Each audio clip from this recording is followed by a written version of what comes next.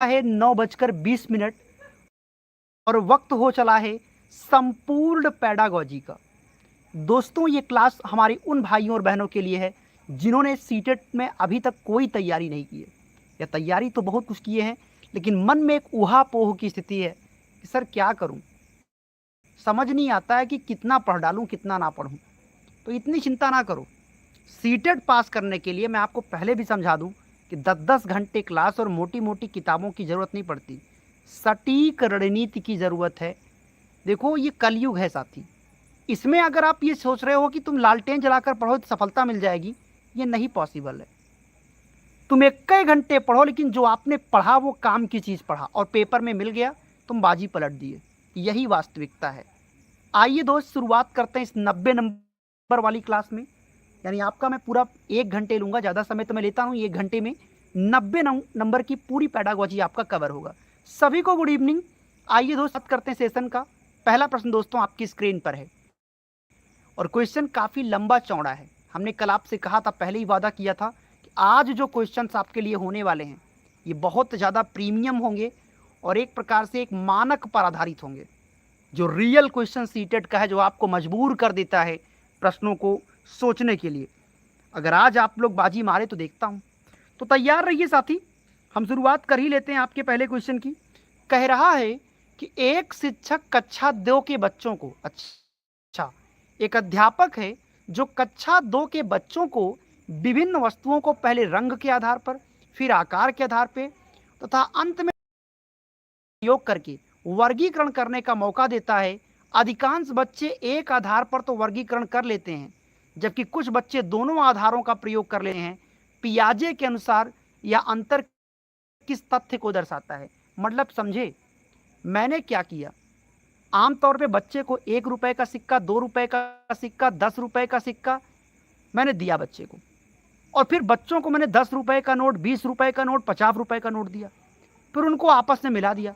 तो कुछ बच्चे तो रुपए और सिक्कों के बीच में भेद कर पाए और कुछ बच्चे भेद नहीं कर पाए। तो ये पियाजे के अनुसार किस सोच को दर्शाता है? क्वेश्चन को अपनी भाषा में तोड़ना सीखो।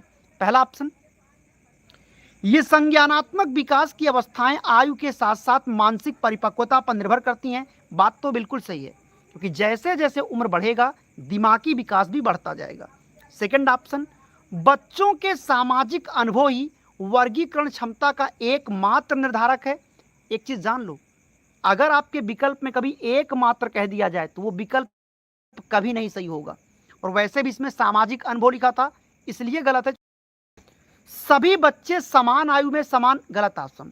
अगर ऐसा होता तो दुनिया का हर बच्चा आईएएस ना बन जाता। साथ ही दुनिया का क्षमता अलग होती है, सबके काम करने का तरीका अलग होता है। इसी को क्या कहते हैं? व्यक्तिगत भिन्नता।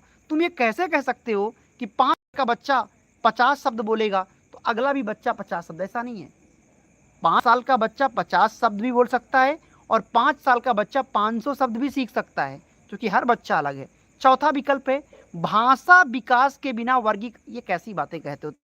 ये भी गलत है। आपका उत्तर ऑप्शन नंबर ए बिल्कुल सही है। अगला क्वेश्चन, क्वेश्चन नंबर 2 साथी आपकी स्क्रीन पर है, ध्यान पूर्वक देखिए। एक बच्चा ये मानता है कि यदि उसने परीक्षा में अच्छे अंक प्राप्त किए हैं तो इसका कारण उसका नया पेन है। बात को समझो, एक बच्चा ये मानता है कि अगर हमने परीक्षा में ज़्यादा नंबर लाए हैं तो इसका मतलब ये है कि हमने नया पेन यूज किया तो मेरे को ज़्यादा नंबर मिल गया, क्योंकि उसी पेन से हमने परीक्षा लिखी थी। तो कोहल वर्ग तथा पियाजे के दृष्टिकोण से यह विचार मुख्यतः किस विशेषता को दर्शाता है? बताओ प्यारे भाई, इसका सही जवाब क्या होगा? अगर कोई बच्चा ये कहता है कि यार मैंने इस पेन से परीक्षा दी, आपकी बार हमारा पेपर बहुत नीक गया, इसलिए मैं इसको पूरी क्रेडिट इस पेन को देता हूँ, इस बार मैंने लाल कपड़ा क्लियर हो गया, अब मैं हर काम में लाल कपड़ा पहनूंगा। तो बच्चे की ये जो सोच है, पहली बात बता दूं, ये बच्चा 2 से 7 साल का है और 2 से 7 साल को बच्चों में ये उनका सहज विचार होता है, ये उनका खुद का विचार है, ये उनके स्वाभाविक विचार हैं। तो आइए देखते हैं साथी, एक एक विकल्प को आपके सामने हम खोलेंगे, तो तैयार रहिए। औपचारिक, देखो औपचारिक संक्रियात्मक अवस्था का बच्चा 11 से 15 साल का होता है, वो ऐसी बातें नहीं करता, वो समझदार हो चुका है। कारण कार्य का संबंध जोड़ने वाला बच्चा भी 11 से 15 साल का होता है। सामाजिक अधिगम की बात यहाँ पे है ही नहीं, क्योंकि सामाजिक अधिगम का मतलब ये होता है कि बच्चा समाज में लोगों को देखकर उनके जैसा बनने की नकल करता है, इसी को सामाजिक अधिगम कहते हैं। तो इस क्वेश्चन में ये भी नहीं है। ये बच्चे का जिद्दी विचार है। अहम केंद्रित मतलब अपना खुद का जिद्दी विचार है, और उसका ये सहज तर्क है, मतलब ये बच्चे का खुद का स्वाभाविक विचार है। समझ पा रहे हो साथियों? आपसे निवेदन है कि अगर आपको हमारी ये क्लास 1% भी अगर आपको मदद कर रही है तो प्लीज़ आप सेशन को लाइक करें, और आप अगर पहली बार विजिट कर रहे हैं तो चैनल को सब्सक्राइब करिए, जिससे आपको क्लास का नोटिफिकेशन मिलता रहे। आगे आ जाइए। एक शिक्षक बच्चों में समूह में मिलकर, एक शिक्षक है जो बच्चों को समूह में मिलकर समस्या को हल करने का मौका देता है। वह पहले संकेत देता है, फिर धीरे धीरे संकेत को सहायता को कम कर देता है ताकि बच्चा स्वयं समाधान तक पहुंच सके। वाइगोत्स्की के अनुसार यह प्रक्रिया किस उदाहरण का है? मतलब अध्यापिका ने क्या किया? अध्यापिका ने क्या किया साथी? आमतौर पे अध्यापिका ने क्या किया कि भाई साहब पहले शुरू में मदद दिया, फिर बच्चा अपने काम को स्वयं पूरा किया। मैं आपको एग्जाम्पल की तरह बताता हूं।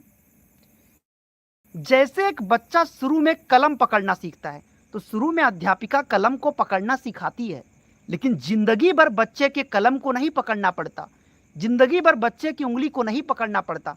तो ये जो अध्यापिका ने कुछ दिनों तक अस्थायी मदद किया, इसी को दोस्तों कहते हैं स्केप फोल्डिंग। और एग्जाम्पल ले लो, जैसे एक बच्चा दोस्तों शुरू में साइकिल चलाना सीखता है, तो शुरू में उसके कैरियर को पीछे से पकड़ना पड़ता है, लेकिन जिंदगी भर से कैरियर को पीछे पे नहीं पकड़ना पड़ता। तो ये जो अस्थायी मदद थी, इसी को दोस्तों कहते हैं स्केप फोल्डिंग। परिपक्वता इसका उत्तर इसलिए नहीं होगा क्योंकि परिपक्वता उत्तर तब माना जाता जब इस क्वेश्चन में कहीं पियाजे की चर्चा की गई होती। अच्छा, पियाजे ने परिपक्वता के बारे में क्या कहा था?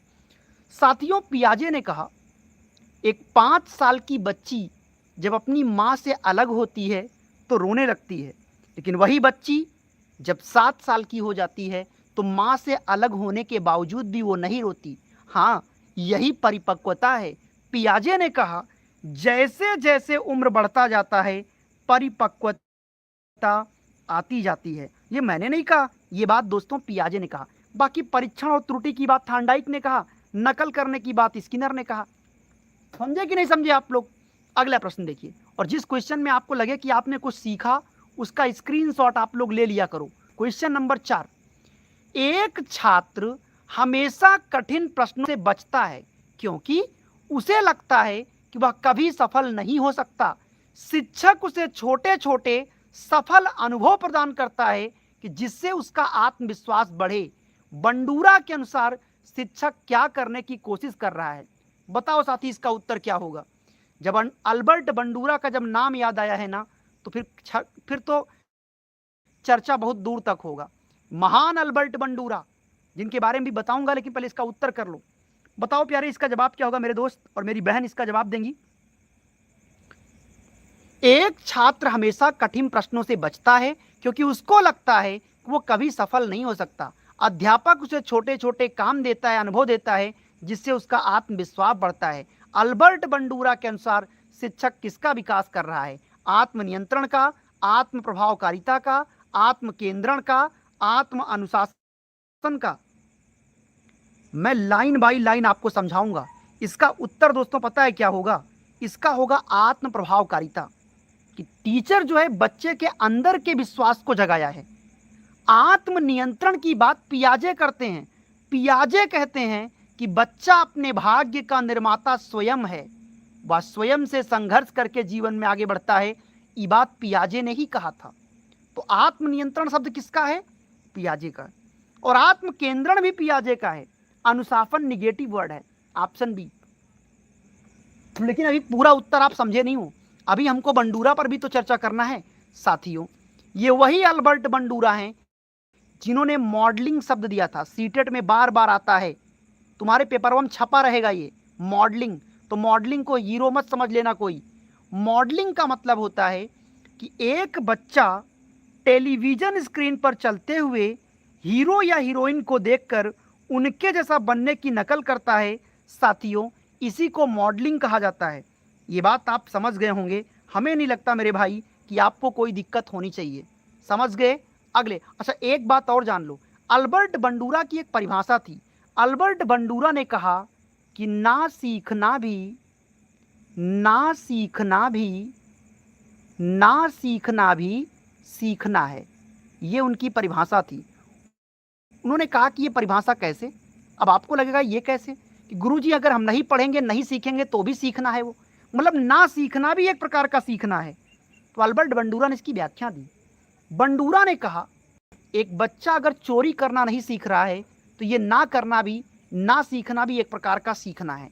प्यारे भाई, अगला क्वेश्चन, क्वेश्चन नंबर 5 आपकी स्क्रीन पर है। भरिए पूरा कमेंट बॉक्स अपने सही जवाब के द्वारा। दोस्तों, आप देख रहे हैं education study point live and exclusive सिर्फ यूट्यूब इंडिया पर। साथियों, 5वां क्वेश्चन आप लोग बताइए इसका सही जवाब क्या होगा। एक बच्चा अपने मित्र की सहायता इसलिए करता है क्योंकि उसको विश्वास है कि भविष्य में मित्र भी उसकी सहायता करेगा। लॉरेंस कोहलबर्ग के अनुसार ये किस स्तर का उदाहरण है? हम आपको एक एक स्टेप समझाएंगे, एक एक पॉइंट व्याख्या करेंगे। एक बार जवाब तो आप दीजिए और वीडियो को लाइक भी शेयर भी करते चलना, क्योंकि देखो भैया, हम फिर कहते हैं हम भी आपकी वजह से ही जिंदा हैं, क्योंकि आपका एक एक लाइक, आपका एक एक सब्सक्राइब हमें मोटिवेशन देता है। लाइक सब्सक्राइब से कोई पैसा नहीं मिलता है, नहीं तो आप उसको पैसा पे जोड़ लो, वरना गूगल करके पूछ लेना। आपके लाइक करने से, सब्सक्राइब करने से कोई पैसा नहीं देता यूट्यूब। वो बस एक मोटिवेशन का विषय होता है, बाकी कुछ नहीं है।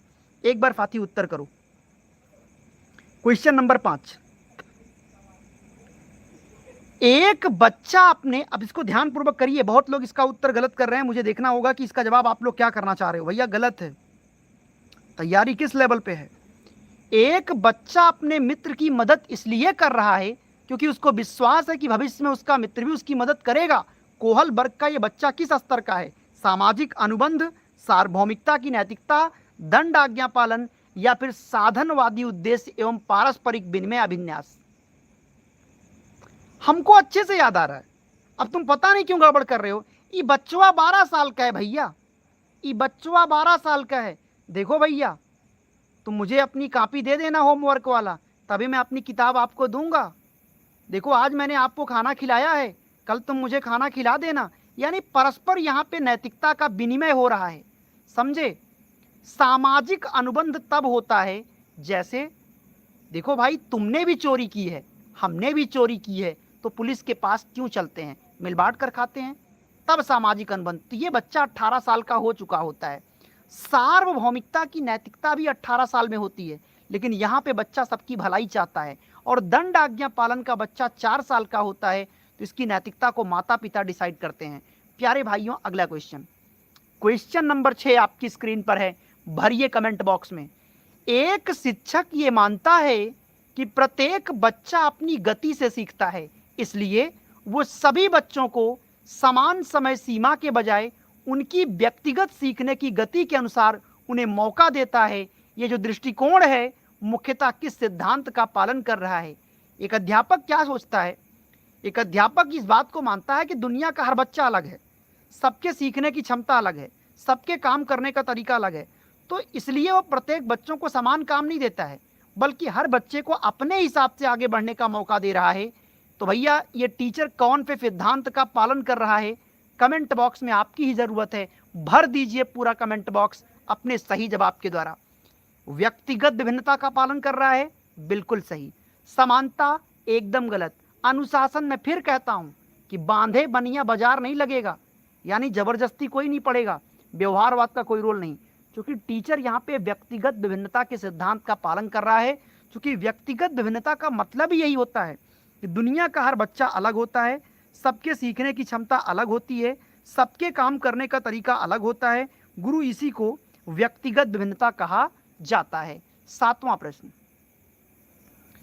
कक्षा में एक बच्चा गणित में तेज है, काफी तेज है, संगीत में भी अच्छा प्रदर्शन करता है, अच्छी बात है, तथा दूसरों की भावनाओं को आसानी से समझ लेता है, तो और अच्छी बात है। गार्डनर के बहुबुद्धि के सिद्धांत के अनुसार यह बच्चा किस निष्कर्ष का समर्थन कर रहा है? बताओ भाई साहब, क्लास में एक बच्चा गणित में भी तेज है, संगीत में भी अच्छा कर रहा है, दूसरों की भावनाओं को भी टैकल कर लेता है। हार्वर्ड गार्डनर के सिद्धांत के अनुसार ये बच्चा किस निष्कर्ष पर पहुंच गया है? पहला, बुद्धि एकल और स्थिर है। मेरे भाई और मेरी बहन, एक चीज तुम जान लो, बुद्धि कभी यार स्थिर हो सकती है? मुझे ये बताओ। अगर बुद्धि स्थिर हो जाएगी तो इंसान पागल हो जाएगा। तो बुद्धि स्थिर नहीं हो सकती, बुद्धि आईक्यू। अच्छा, फिर वही बात, बुद्धि किसी मतलब क्या मशीन कोई तुम्हारी बुद्धि नाप पाएगा? बुद्धि तुम्हारे व्यवहारिक गुणों पर डिसाइड होता है। विभिन्न प्रकार की बुद्धियां एक दूसरे से स्वतंत्र रूप से विकसित होती हैं, बात सही है। संगीतात्मक बुद्धि होने पर कौन कहता है कि अगर आपको गाना गाना अच्छा आता है तो तुम तर्क नहीं कर सकते? ये कहाँ लिखा है? तो यानी ये बात भी दोस्तों गलत है। समझ रहे हो आप लोग?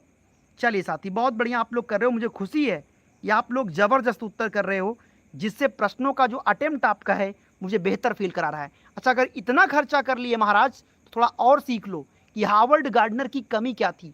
साथियों, हार्वर्ड गार्डनर की सबसे बड़ी कमी यही थी कि उन्होंने इतनी प्रकार की बुद्धियां बता दी कि इनका मापन कर पाना संभव नहीं हो सका। क्योंकि इन्होंने कहा था कि एक बच्चा जो धरती पर जन्म लेता है उसके अंदर 10 प्रकार की बुद्धियां होती हैं, लेकिन 9 की 9 बुद्धियां सो जाती हैं, केवल एक बुद्धि निकल कर आगे बढ़ती है। कौन सी वाली बुद्धि निकल कर आगे बढ़ेगा, ये बच्चे के परिवार का दोस्तों वातावरण डिसाइड करता है। समझ पा रहे हो साथी? हाँ, अगले क्वेश्चन पे आ जाओ आप लोग। क्वेश्चन नंबर 8, एक शिक्षक परीक्षा में कम अंक प्राप्त करने वाले छात्र से कहता है, यदि तुमने इस बार सफलता नहीं पाई तो इसका अर्थ यह नहीं है कि तुम सीख नहीं सकते, तुम्हें अलग रणनीति अपनाने की जरूरत है। तो यह अध्यापक किस मानसिकता को बढ़ावा दे रहा है? मुझे लगता है यह अध्यापक नहीं है, भगवान है। ऐसे अध्यापक कहां आजकल दुनिया में हैं? आजकल तो डर को भी तो बेचा जाता है। आजकल डर बेचा जा रहा है, डर को, भावनाओं को, गरीबी बेची जाती है आजकल, मोटिवेशन बेचा जाता है आजकल। क्या कहोगे इस दुनिया को? प्यारे साथी उत्तर करिए।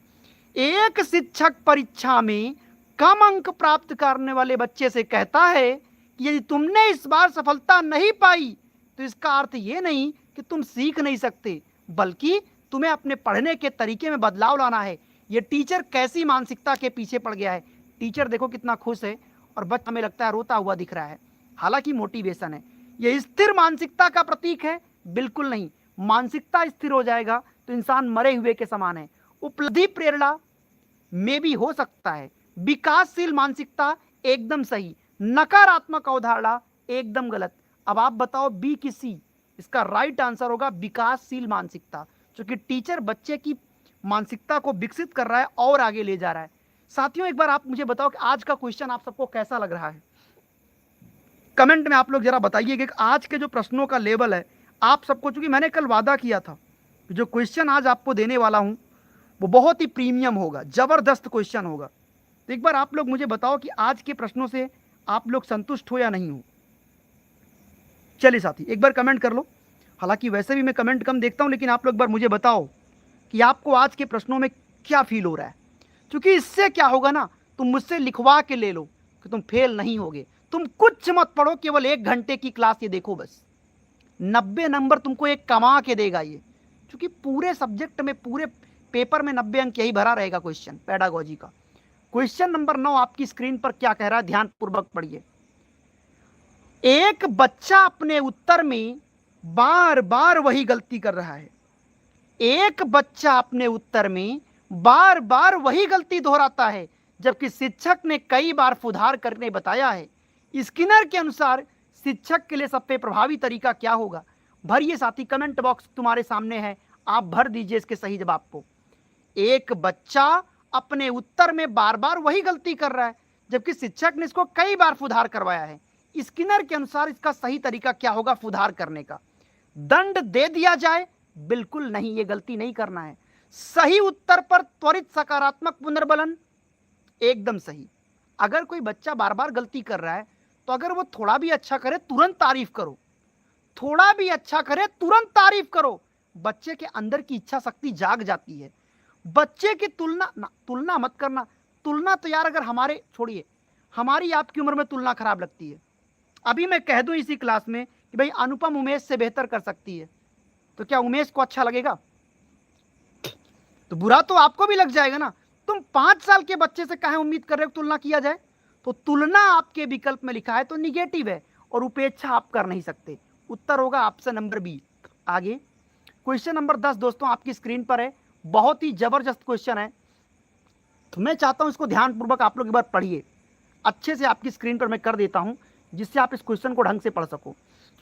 एक शिक्षक बच्चों को वास्तविक जीवन की समस्याओं पे चर्चा करा के स्वयं निष्कर्ष निकालने का मौका दे रहा है। मतलब एक अध्यापक एक ऐसा अध्यापक है जो बच्चों को वास्तविक जीवन की समस्याओं पे चर्चा करवा रहा है और स्वयं से उसका निष्कर्ष निकालने का, विचार रखने का मौका दे रहा है। यह दृष्टिकोण कौन से अधिगम के सिद्धांत से मेल खाता है? साथ ही भर दो पूरा कमेंट बॉक्स अपने सही जवाब के द्वारा। यह रचनावादी दृष्टिकोण है, बिल्कुल। शास्त्रीय अनुबंधन का मतलब लालचवादी, मतलब मैं तुमको रसगुल्ला दूं तो तुम्हारे मुंह में पानी आए, तो ये बात गलत है। प्रचालन का मतलब हम तुम्हें पैसा देंगे तब तुम मेरा काम करोगे, ये भी गलत। यांत्रिक एक निगेटिव वर्ड है, इसको लिख लो।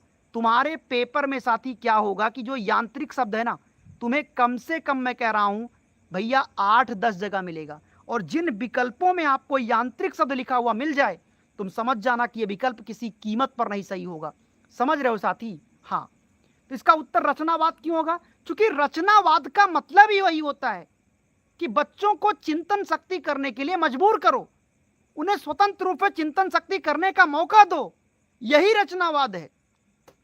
अगले प्रश्न पे आ जाओ साथियों। यह सूचना आप उन भाइयों के लिए है जो लोग सीटेट की तैयारी में अभी तक कोई तैयारी नहीं किए हैं, समझ नहीं आ रहा कि गुरुदेव कहां से पढ़ें, बार बार 70 से 90 नंबर के बीच में रह जाते हैं, या पहली बार देने जा रहे हैं, तो क्या करिए? आज मैं आपको 3 तरीका बताऊंगा जहां पे सीटेट पास करने के लिए ना तो 10-10 घंटे का मैराथन देखना है, चाहे कुछ अभी तक पढ़े हो चाहे ना पढ़े हो, कोई फर्क नहीं पड़ता, और ना ही किसी बैच की जरूरत है, और ना किसी दोस्तों आपको किताब की जरूरत है।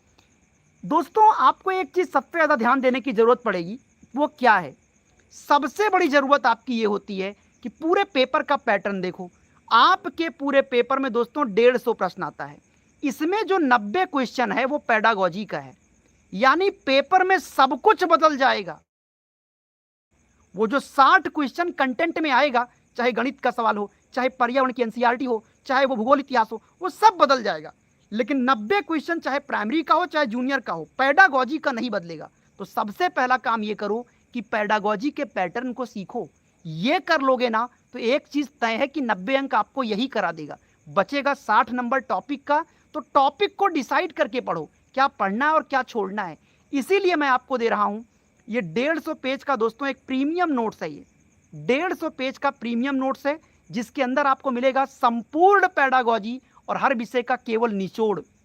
इतना अगर कर लोगे तो भैया आप आराम से 100 पार कर जाओगे। इसके साथ मैं आपको एक कवच दे रहा हूं।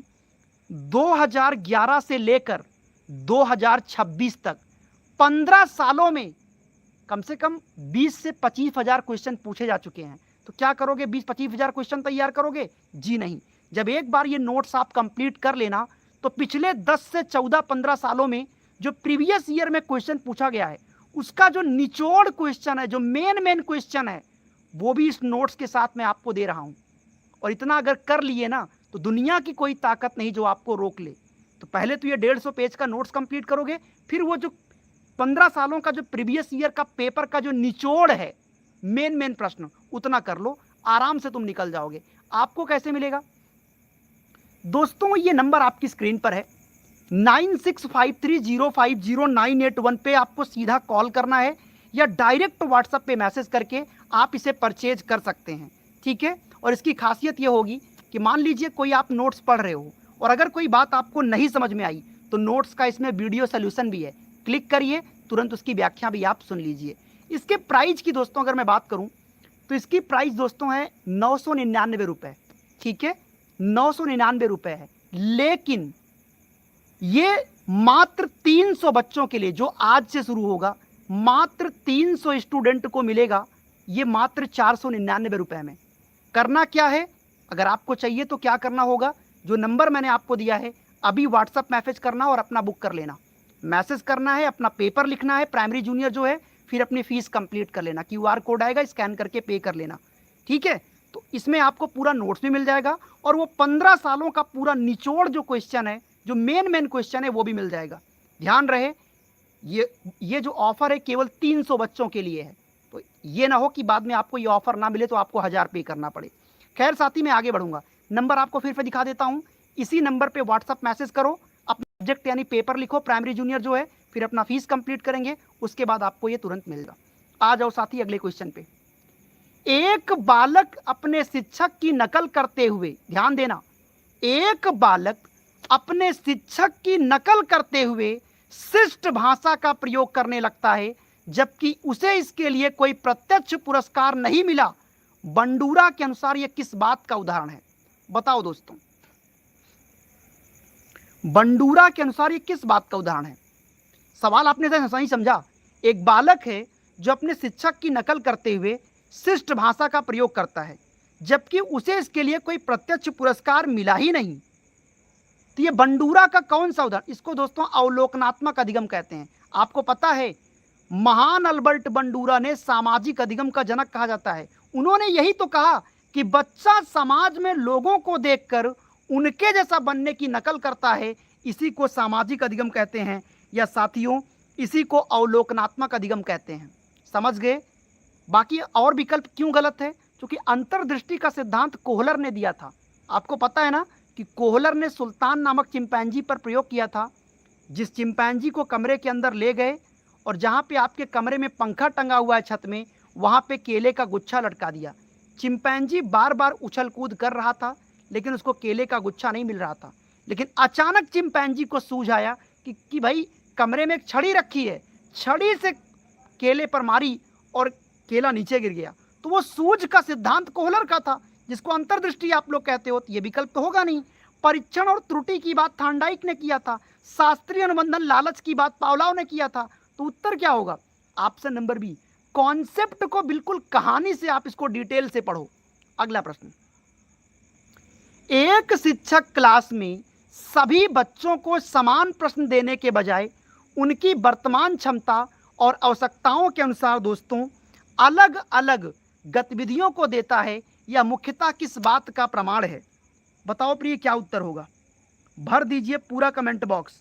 आप लोग अपने सही जवाब के द्वारा, मुझे भरोसा है कि आप इसका सही जवाब दे दोगे। क्या बात है सर, बहुत बढ़िया। जी हाँ साथी, फटाफट आप लोग